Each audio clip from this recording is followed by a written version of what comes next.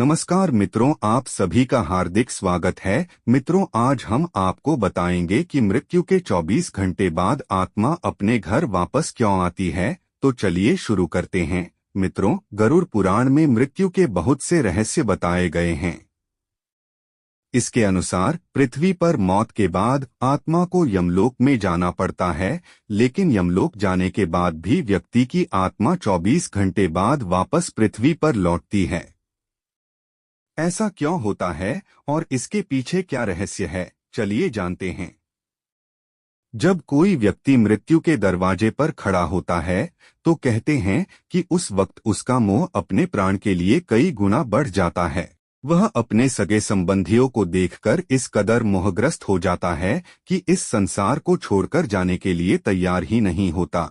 लेकिन कोई कितनी भी कोशिश कर ले, मृत्यु के सच को बदला नहीं जा सकता।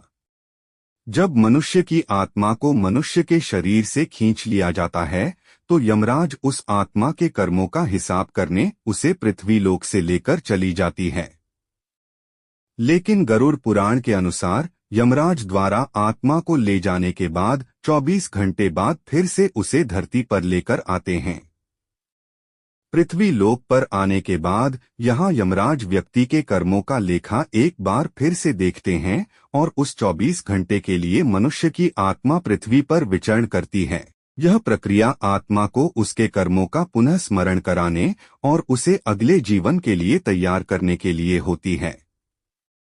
इसके बाद आत्मा यमलोक की यात्रा शुरू करती है, जो 13 दिनों तक चलती है। गरुड़ पुराण के अनुसार आत्मा को पृथ्वी पर वापस लाया जाता है ताकि वह अपने परिजनों और प्रियजनों को देख सके। इस समय के दौरान आत्मा अपने परिवार के आसपास रहती है और जो कुछ भी हो रहा है उसे देखती और सुनती है। वो अपने होने का एहसास अपने रिश्तेदारों को कराने का प्रयास करती रहती है, लेकिन इसमें वो सफल नहीं हो पाती। मृतक की आत्मा अपने शरीर में प्रवेश करने की कोशिश भी करती है, लेकिन यमदूत के पाश में बंधे होने के कारण वह मृत शरीर में प्रवेश नहीं कर पाती है।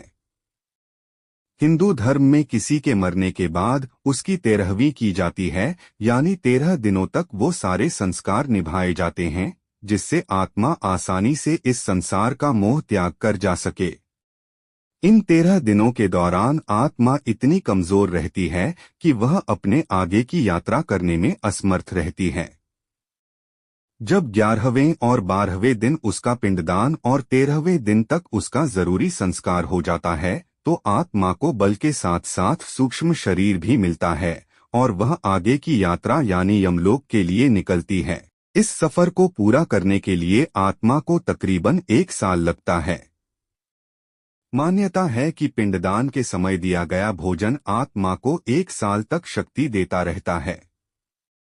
यह भी कहा जाता है कि जिन आत्माओं का पिंडदान नहीं होता तो उसे यमदूत 13वें दिन जबरदस्ती घसीटते हुए यमलोक की ओर ले जाते हैं, जो बेहद आत्मा के लिए कष्टप्रद होता है।